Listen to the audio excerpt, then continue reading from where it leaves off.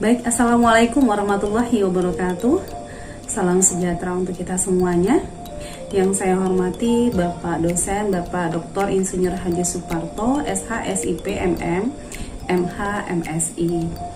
Selaku dosen pembimbing hukum tata negara. Izinkan saya Ruswati, NPM 2010117 untuk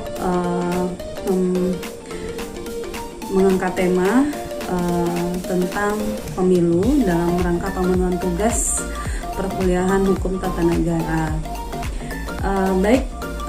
Sebagaimana saya sebutkan tadi, tema yang saya angkat adalah tentang pemilu, di mana kita ketahui bahwa ada 3 jenis pemilu yang ada di Indonesia. Yang pertama adalah pemilu atau pemilihan umum untuk presiden.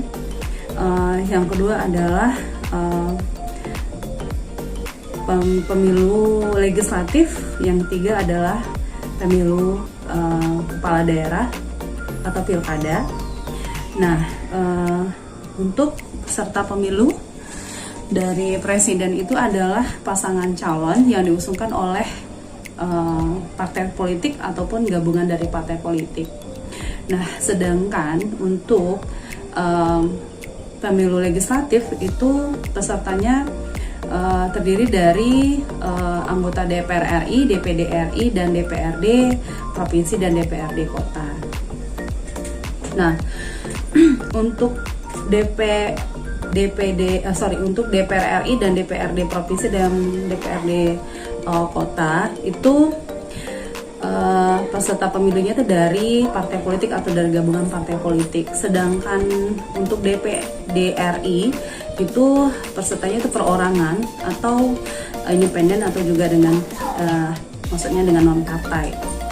Nah, peserta pemilu pilkada itu ada 2 jalurnya. Yang pertama itu dari pasangan calon dari partai politik atau gabungan dari partai politik, atau yang kedua bisa juga dengan pasangan dari non partai atau apabila dia populer dan dikenal oleh masyarakat, mungkin itu.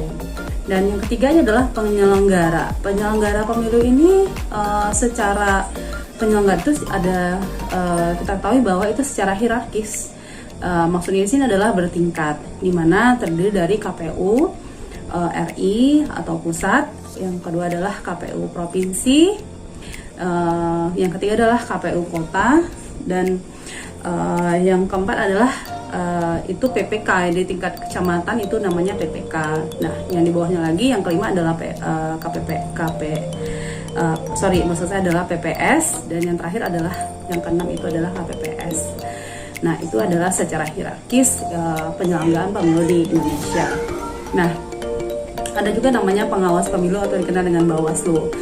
Bawaslu adalah juga secara hierarkis atau juga secara bertingkat. Itu adalah pengawas pemilu. Untuk Bawaslu sendiri secara hierarkis, yang pertama adalah Bawaslu dari Bawaslu pusat atau Bawaslu RI yang ada di Jakarta. Yang kedua adalah Bawaslu provinsi. Yang ketiga adalah Bawaslu kabupaten kota. Yang keempat itu yang di tingkat kecamatan, itu dikenal juga dengan Panwascam. Atau yang kelima yang di tingkat desa itu namanya adalah PPL atau panitia pengawas lapangan. Yang keenam adalah saksi yang diutus dari peserta pemilu. Nah, untuk Bawaslu sendiri itu diawasi oleh Dewan Kehormatan Penyelenggara Pemilu. Nah, atau yang dikenal dengan DKPP. Nah, DKPP ini adanya di pusat. Nah, tugasnya itu mengawasi dan mengadili dari anggota KPU dan Bawaslu itu sendiri. Nah, DKPP ini juga bisa menghentikan atau memberhentikan anggota Bawaslu. Nah, untuk DKPP sendiri itu terdiri dari 5 unsur anggotanya. Yang pertama adalah mantan anggota mantan anggota Bawaslu, dia juga mantan anggota KPU, dan juga dari tokoh masyarakat. Dia juga ada mantan hakim agung, dan dia juga mantan hakim konstitusi. Jadi dia ada 5 unsur ini yang saya sebutkan tadi, itu adalah anggota dari DKPP. Nah, itu tugasnya.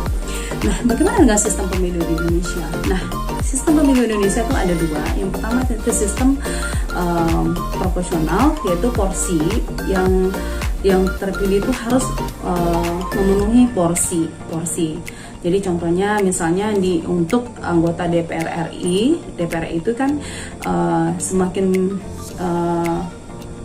banyak penduduk di suatu provinsi, nah juga kemungkinan besarnya untuk mendapatkan kursi itu juga lebih besar. Nah, itu adalah sistem proporsional atau kita kenal dengan sistem porsi.